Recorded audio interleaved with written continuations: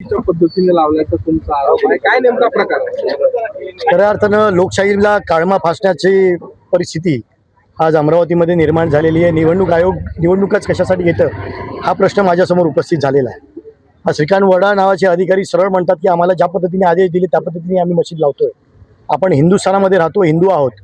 अब कडपासून सुरुवात करतो, डावीकडून उजवीकडे जातो, परंतु उर्दूप्रमाणे मशीन या ठिकाणी जाणून बुजून ड क ब अ अशा पद्धतीने 40% ते 50% ठिकाणी मशीन उलटे लावले गेलेले आहेत. आणि मला वाटतं या ठिकाणी निवडणूक आयोग याला फार मोठा जबाबदार आहे. कारण ज्या ठिकाणी जेव्हा निवडणुका हरणार हे जेव्हा लक्षात आलं, मागे सुद्धा नगर परिषदेमध्ये निवडणूक आयोगाने 20 दिवस त्या ठिकाणी निवडणुका पुढे ढकलल्या आणि तोच प्रकार या ठिकाणी घडतोय. जेव्हा निवडणुका हरणार लक्षात आलं तेव्हा हे मशीन जाणून बुजून उलटे करून कुठेतरी मतदारांना संभ्रमित करण्याचा प्रयत्न त्या ठिकाणी होतोय आणि राज्यघटना पायदळी तुडवण्याचा प्रकार आज या निवडणूक आयोगामार्फत घडतोय. याचा जेवढा निषेध करावा तेवढा आम्ही निषेध करतो. कोण आहे कोणते राजकीय पक्ष आहेत का काय सांगा? बघा, हे सगळ्या जगाला माहिती आहे की काय प्रकार चालू आहेत. आज निवडणूक आयोग म्हणजे हे फक्त भावलं आहे आणि त्या ठिकाणी निवडणूक आयोगाने खेळ मांडलाय.